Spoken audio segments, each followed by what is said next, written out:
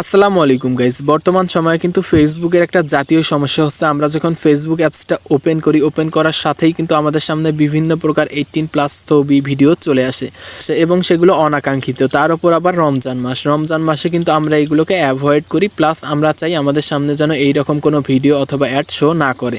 কিন্তু আমাদের মধ্যে অধিকাংশ এই হিডেন সেটিংটা জানি না, যার কারণে আমাদের সামনে এই 18+ ভিডিওগুলো চলে আসে। তো আমি আপনাদের একটি সেটিং শিখিয়ে দিচ্ছি, যে সেটিংটি করে রাখলে কিন্তু আপনাদের সামনে আর কোনো 18+ ভিডিও অথবা অ্যাড আসবে না। তো কি করবেন, আপনারা আপনাদের ফোন থেকে ফেসবুক অ্যাপসটা ওপেন করে নেবেন।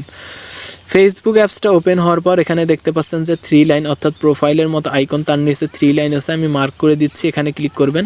এখানে ক্লিক করার পর আপনারা একটু স্ক্রল করে নিচে চলে আসবেন। তারপর এখানে দেখতে পারবেন সেটিং অ্যান্ড প্রাইভেসি, এই সেটিং অ্যান্ড প্রাইভেসিতে ক্লিক করে দিবেন। তারপর এখান থেকে অবশ্যই সেটিংয়ে ক্লিক করে দিবেন। সেটিংয়ে ক্লিক করার পর আপনাদের যদি পেজ হয় তাহলে এখানে পেজ সেটিং দেখাবে, আর যদি প্রোফাইল হয় তাহলে প্রোফাইল সেটিং দেখাবে। যেহেতু আমার এটা পেজ, সেহেতু পেজ সেটিং দেখাচ্ছে, আমি এখান থেকে পেজ সেটিংয়ে ক্লিক করে দিব। পেজ সেটিংয়ে ক্লিক করার পর এখানে অনেকগুলো অপশন দেখতে পারবেন, যেমন নেম, আমার পেজের নেমটা শো করতেছে, টেকজন 2.0, প্রাইভেসি, ট্যাগ, বিভিন্ন অপশন দেখা যাবে। তো আপনারা কি করবেন, স্ক্রল করে একদম নিচে চলে আসবেন।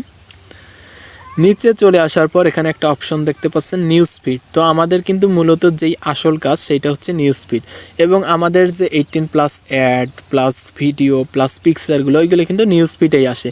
তো আমাদের যে নিউজ ফিড আছে, সেই নিউজ ফিডটা সুরক্ষিত রাখতে গেলে আপনাকে অবশ্যই এই নিউজ ফিডের উপর ক্লিক করতে হবে। তো আমি দেখিয়ে দিচ্ছি কিভাবে আপনারা আপনাদের ফোন থেকে 18+ অ্যাড এবং ভিডিওগুলো রিডিউস করতে পারবেন। তো ভিডিওটা ভালো লাগলে অবশ্যই আমার এই ভিডিওতে একটি লাইক দিবেন এবং আমার চ্যানেলটি সাবস্ক্রাইব করে দিবেন। তারপর এখানে আমি কি করব, এখানে নিউজ ফিডে ক্লিক করে দিব। নিউজ ফিডে ক্লিক করার পর সবার নিচে দেখতে পাচ্ছেন রিডিউস। তো আপনাদের এই রিডিউসে ক্লিক করতে হবে। রিডিউসে ক্লিক করার পর লো কোয়ালিটি কন্টেন্ট, এটাতে ক্লিক করবেন।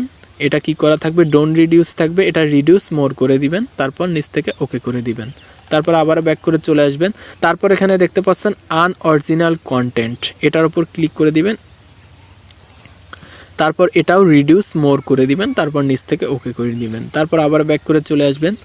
তারপর এখানে দেখতে পাচ্ছেন সেন্সিটিভ কন্টেন্ট। তো আমাদের ভিডিওর কিন্তু মূল উদ্দেশ্যই এই সেন্সিটিভ কন্টেন্ট। আগের দুইটা দেখাইলাম, কারণ ওই দুটা যদি আপনি অফ করে রাখেন তাহলে আপনি বেটার পারফরমেন্স পাবেন।